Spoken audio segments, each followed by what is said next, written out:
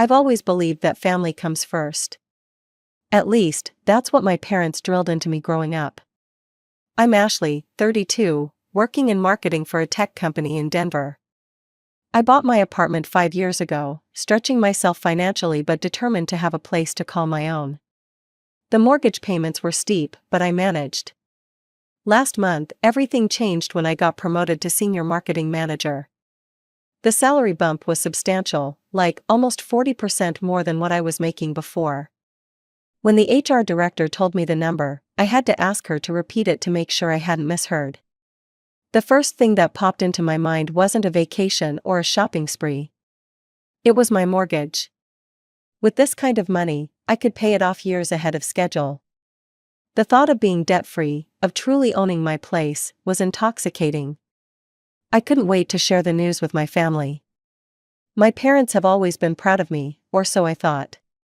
My younger sister Megan recently got married to Kyle, a guy who works in finance but somehow always seems to be between big opportunities. I'd helped them with their wedding expenses last year. It wasn't a small amount either, but I wanted Megan to have her perfect day. Every month, I'd also been transferring $600 to my parents' account for their utilities. Dad retired early due to back problems, and Mom's part-time job at the library doesn't bring in much. I never complained about it. That's what family is for, right? I invited everyone over to my parents' house for dinner to share my good news. Mom made her famous pot roast, Dad opened a bottle of wine, and Megan and Kyle showed up dressed like they were heading to a fancy restaurant afterward. I got promoted, I announced after we'd all settled at the table, senior marketing manager. That's wonderful, honey, Mom said, serving me an extra-large portion of mashed potatoes. How much more are they paying you? I told them the figure, and their eyes widened. Well, that's fantastic, Dad said, raising his glass, to Ashley's success. Everyone clinked glasses, and for a moment, I felt on top of the world. So, I've been thinking about what to do with the extra money, I continued, excited to share my plan. I'm going to put almost all of it toward my mortgage. If I'm aggressive about it, I could be completely debt-free in about 18 months. The silence that followed was weird. Mom and Dad exchanged glances. Megan put down her fork. Is that really the best use of your money? Mom finally asked. What do you mean? I was confused. Dad cleared his throat. Well, honey, you're already making your payments on time. There's no rush to pay it all off now. Yeah, Megan chimed in, twirling her wedding ring. Actually, Kyle and I have been struggling with our rent lately. His commission structure changed, and things are tight. It would really help if you could chip in a bit each month. I stared at my sister, not sure I'd heard her correctly. You want me to help pay your rent? Just temporarily, Kyle said smoothly, until things pick up again. And your father and I, Mom added, we'd been thinking about replacing our car. The repair bills keep adding up, and with a little help from you. I couldn't believe what I was hearing. Wait, let me get this straight. I just told you I got a promotion, and your first thought is how my money can benefit you. Don't be selfish, Ashley, Megan said sharply, that's what family does, we help each other. I already help, my voice rose despite my efforts to stay calm. I send Mom and Dad $600 every month for utilities. I gave you and Kyle $10,000 for your wedding last year. How is that being selfish? That wedding money was a gift, Megan said dismissively, and the utility money is just basic support for our parents. We're talking about new needs now. I took a deep breath. Look, I appreciate that everyone has needs, but I have goals too. I've been dreaming about paying off my mortgage early, and now I finally have the chance to do it. So your apartment is more important than your family? Dad asked, his voice tinged with disappointment. That's not what I'm saying, I replied, feeling my cheeks flush. I'm saying I need to take care of my financial security too.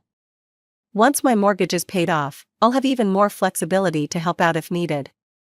Mom sighed dramatically. I guess we know where we stand then. The rest of the dinner was excruciating. Conversation was minimal, with pointed silences and thinly veiled looks of disapproval directed my way. Even the pot roast, usually my favorite, tasted like cardboard. As I drove home that night, I felt a mixture of guilt and resentment. Was I being selfish? Was it wrong to want financial freedom before taking on more family obligations? The voices in my head argued back and forth, but deep down, I knew I had to stick to my plan. This was my future at stake. 3 months after that uncomfortable dinner, I was making serious progress on my mortgage. Each time I made an extra payment, I felt a small thrill of accomplishment. My family situation, however, was another story entirely. The calls from my parents had become predictable. Ashley, the water heater is acting up, or your father needs new prescription glasses. Megan was worse, texting me at least twice a week with various financial emergencies. After her demotion at work, something about missing deadlines, she and Kyle were apparently struggling to make ends meet. I always sent the money. Part of me felt obligated, while another part hoped that my generosity would eventually be acknowledged. It never was. The thank yous became briefer, the requests more frequent, as if my assistance was now expected rather than appreciated. One Tuesday evening, my phone buzzed with a text from Megan. My birthday party this Saturday at Kyle's mom's house, 6 p.m., bring a nice gift. Address, 1542, Oakwood Lane. I figured this might be a chance to mend fences, especially since I hadn't met much of Kyle's family. Our only meeting was at Megan's wedding a year ago. His mother, Barbara, had a reputation for being particular, Megan's diplomatic way of saying she was judgmental and controlling. I spent my lunch break that Friday shopping for Megan's gift, a designer handbag she'd been eyeing for months. It cost nearly $500, but I wanted to make a good impression and show there were no hard feelings. Saturday arrived, and I pulled up to a large colonial-style house in an upscale neighborhood. Cars lined the street, suggesting a bigger gathering than I'd anticipated. Clutching the gift bag, I rang the doorbell. A stern-faced woman in her 60s opened the door. "You must be Ashley," she said, looking me up and down, Megan's sister. "Yes, that's me, nice to see you again, Barbara." She nodded curtly and led me into a living room crowded with people. I spotted my parents chatting with a couple I didn't recognize, and Megan surrounded by friends. Kyle stood nearby with his father and sister. I had barely taken 3 steps into the room when Barbara's voice rang out, loud enough for several nearby conversations to halt. "So, Ashley, I've been meaning to ask you something," she said. "Why do you refuse to help your sister financially when you clearly have the means to do so?" The room grew quiet. I felt my face flush hot with embarrassment and confusion. "I'm sorry, what?" I managed to say. "Megan tells me you got a big promotion," Barbara continued, her voice carrying across the room. "Yet she and Kyle are struggling to pay rent, and you won't help. I find that interesting." I glanced at Megan, who was suddenly very interested in her phone. "I do help Megan," I said carefully. "I've sent her money multiple times over the past few months." Barbara scoffed, "Pocket change. You could easily cover their entire rent if you wanted to. But instead, you're hoarding your money to pay off your own apartment ahead of schedule. Very selfish behavior." I felt like I'd been slapped. Looking around the room, I saw my parents staring at the floor, refusing to make eye contact with me. Several guests were whispering to each other. I wanted nothing more than to turn around and leave. As if sensing my thoughts, Megan suddenly appeared at my side, grabbing my arm. "Please don't go," she whispered urgently, "it'll just make things worse. People will ask questions." My parents hurried over as well. "Stay, Ashley," Mom hissed, "don't make a scene." So I stayed, swallowing my hurt and anger. The dinner that followed was excruciating. I sat silently while Megan opened gifts and received congratulations. When it was my turn, I handed her the expensive handbag, forcing a smile. "Oh, how nice," Barbara commented loudly, "though I know you earn enough to have bought her something truly special." Several guests nodded in agreement. My parents exchanged glances and nodded too, their silent betrayal cutting deeper than Barbara's words. Megan sighed dramatically.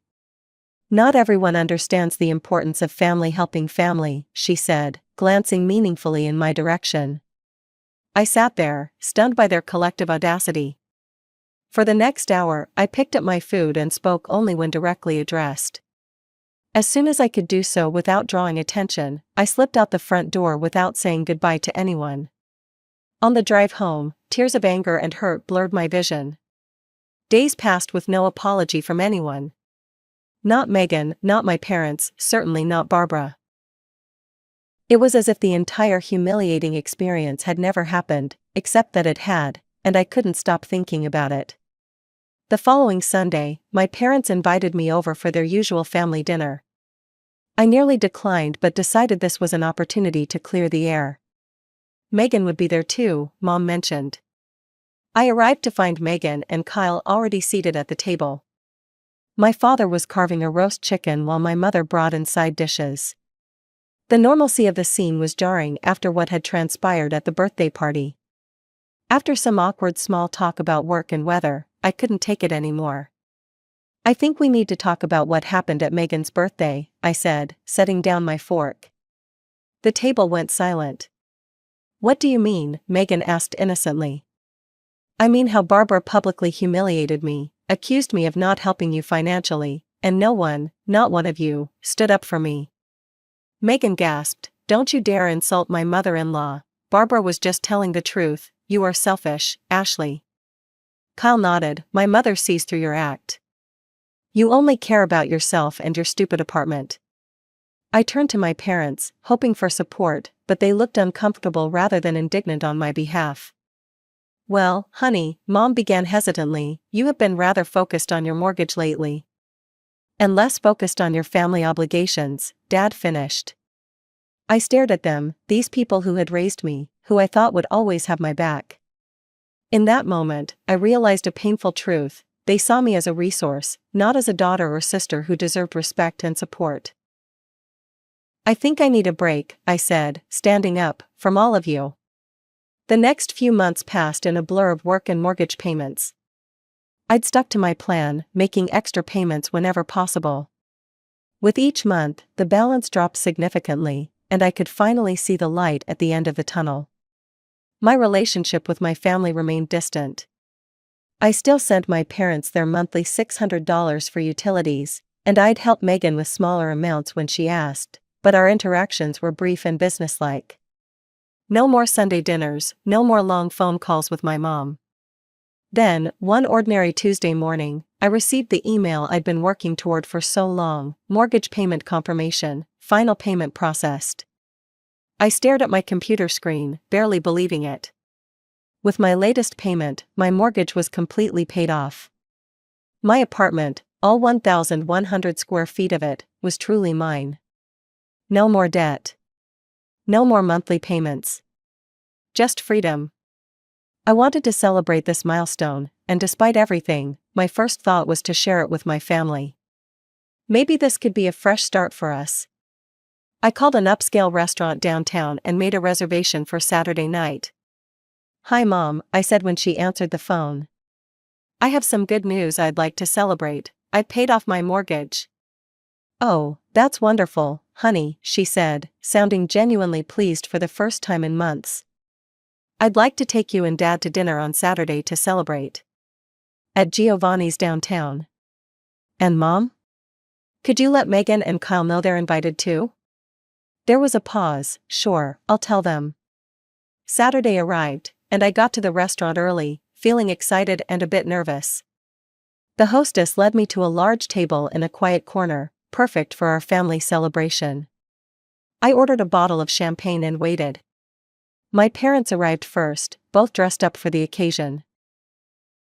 We exchanged slightly awkward hugs, but their smiles seemed sincere. Then the restaurant door opened again, and I froze. It wasn't just Megan and Kyle walking in, it was an entire entourage. Behind them were Kyle's parents, Barbara and Richard, followed by a woman who looked like Kyle's sister, her husband, and 3 children ranging from about 5 to 10 years old. Megan approached our table with a bright smile, as if bringing 7 unexpected guests to my celebration dinner was perfectly normal. "Hope you don't mind the extras," she said casually. "This is my family now, so I figured they should be here too." I sat there speechless as Kyle's sister corralled the waitstaff to rearrange tables to accommodate everyone. Barbara gave me a curt nod but didn't bother with a greeting. Since Ashley's paid off her mortgage, Megan announced to the group, she can afford to be more generous now. So everyone, order whatever you want, the most expensive dishes on the menu. The children cheered, and everyone started eagerly scanning the menu, pointing out truffle-infused dishes and premium steaks. I sat there, stunned by their audacity. My parents were studying their menus too, not meeting my eyes. Were they in on this? Something inside me shifted. Maybe it was watching Barbara smugly order a $120 bottle of wine for her side of the table. Maybe it was seeing Kyle's niece demand the restaurant's priciest seafood platter. Or maybe it was just months of built-up resentment finally reaching its breaking point. I excused myself, saying I needed to use the restroom. Instead, I found our server and pulled her aside. I'd like to modify my reservation, I said quietly. Could you please prepare separate bills for each party? I'll pay for myself and the table reservation fee, but everyone else will need to cover their own orders. The server looked a bit surprised but nodded, of course, ma'am. When I returned to the table, everyone was chatting and ordering appetizers without a care in the world. I plastered on a smile and sat through toast after toast, each one thinly disguised criticism. To Ashley, Kyle's father said, raising his glass, who can finally stop being so thrifty now that her mortgage is paid off. To my sister, Megan added, who will hopefully realize that family deserves her generosity more than a bank. My parents chuckled at these jokes, nodding along as if they were harmless teasing rather than blatant attempts to guilt me into paying for more things. I saw my family through new eyes that night. Dinner progressed, with everyone ordering multiple courses and expensive drinks. The children spilled sodas that had to be replaced and demanded desserts they barely touched. I calculated that the bill must be approaching several $1,000s. Finally, as coffee was being served, the moment of truth arrived. The server appeared with a stack of separate checks, which she began distributing around the table. There must be a mistake, my father said immediately. This should all be on one bill, my daughter is treating us tonight. The server looked at me questioningly. Actually, I said, my voice surprisingly steady, I asked for separate checks. I'm paying for my meal and the table reservation fee, but everyone else is responsible for their own orders. The shocked silence that followed was almost worth the months of frustration. This is outrageous, Barbara was the first to recover, you invited us to dinner. Actually, I invited my parents, Megan, and Kyle, I corrected her. Everyone else invited themselves. And it was Megan who suggested ordering the most expensive items, not me. But this bill is over $500 just for me and Richard, Barbara sputtered. Kyle's sister looked panic-stricken as she stared at her family's bill, which included all the children's orders. This isn't fair, Megan cried out, you know we're struggling financially. And yet you ordered the $75 steak and two $18 cocktails, I pointed out calmly. I took out my credit card and handed it to the server along with my individual check, I'm all set. Ashley, you can't do this, my mother hissed, her face red with embarrassment. Actually, I can, and I am. I stood up, turned to the server, and said loud enough for everyone to hear, please make sure they all pay their bills, don't let anyone leave without paying. I walked out of the restaurant to a chorus of angry protests and desperate pleas. My phone started buzzing with texts before I even reached my car, but I ignored them all. Back home, I turned off my phone and slept better than I had in months. When I woke up the next morning and finally checked my messages, there were dozens of missed calls and angry texts demanding I return to the restaurant and pay the bills, apparently totaling about $3,000. The pounding on my door started around noon the next day. Through the peephole, I could see my parents and Megan standing in the hallway. They looked furious. Part of me wanted to pretend I wasn't home, but I knew this confrontation was inevitable. I took a deep breath and opened the door. They didn't wait for an invitation. All three pushed past me into my living room, their faces red with anger. How could you? Megan shrieked. Do you have any idea how humiliating that was? My father pointed his finger at me. $3,000, Ashley, that's what you stuck us with last night, $3,000. We had to put it on our credit card, my mother added. We'll be paying interest on that for months. I crossed my arms and leaned against the wall, and whose fault is that? I invited 4 people to dinner, 11 showed up. They're my family, Megan shouted. Kyle's parents wanted to celebrate with you. No, they wanted a free meal, I corrected her. Just like they've wanted free money from me all along, just like all of you have. That's not fair, my father protested. Isn't it? I raised an eyebrow. Mom, Dad, when was the last time you called me just to chat? To ask how I'm doing? It's always about money, always about what I can give you. That's what family does, my mother insisted, we help each other. Funny, it seems like I'm the only one doing the helping. I walked to my desk and pulled out a folder. I've kept track, you know. In the past year, I've given you 2 over $10,000, not counting the monthly utility payments. And Megan, I've given you nearly $15,000, including your wedding contribution. They stared at me in silence.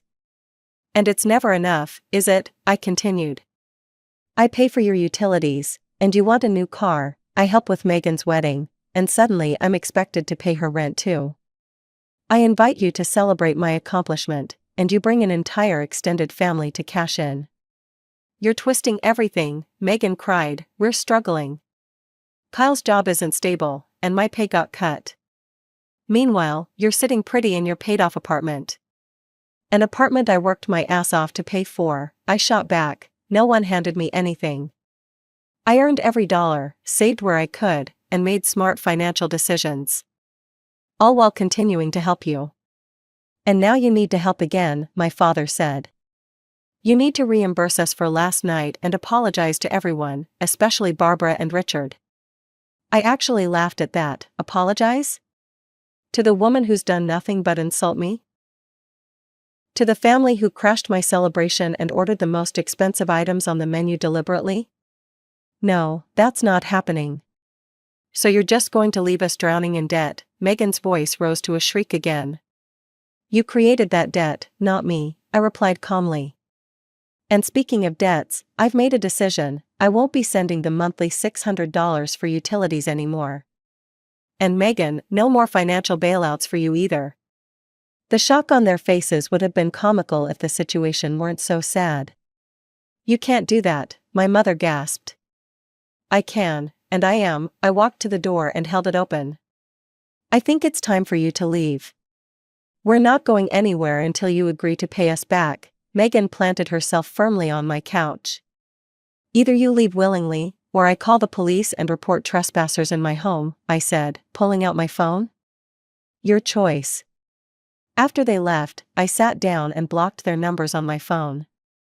Then I poured myself a glass of wine and toasted to my new beginning, one without financial manipulation from the people who should have been my biggest supporters. The next 2 months were surprisingly peaceful. I occasionally heard through mutual friends that my parents and Megan were spreading rumors about me, calling me selfish, greedy, a terrible daughter and sister. It stung at first, but I realized their opinions no longer held power over me. I redirected the money I used to give my family into investments and a travel fund. I took a solo trip to Portugal, something I'd always wanted to do but had put off due to family obligations and mortgage payments. I started dating again, joined a hiking club, and even began volunteering at a financial literacy program for young adults. One evening, as I was walking home from a volunteer session, I ran into my mother's friend Susan at the grocery store. Ashley, it's been ages, she said, giving me a hug. I hear things are strained with your family right now. I nodded, bracing myself for a lecture about family loyalty. Instead, Susan surprised me. Your mother tells everyone you abandoned them, but I've known your parents for 30 years.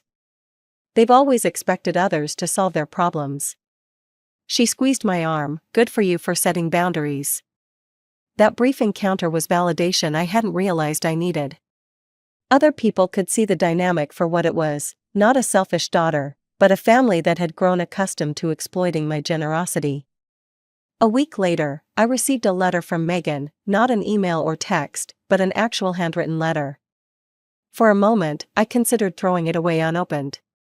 but curiosity won out. "Ashley," it began, "Kyle and I are getting divorced. His mother convinced him I'm not good enough for their family. The irony isn't lost on me. I've been thinking about how I treated you, how we all treated you. I won't ask for money, but I would like to talk someday, Megan." I folded the letter and put it in a drawer. Maybe someday we could rebuild our relationship, but it would have to be one based on mutual respect, not financial dependence. As for my parents, I heard they'd downsized to a smaller house, something they could actually afford on their income. Part of me felt guilty, but a larger part felt relieved. They were finally taking responsibility for their own finances.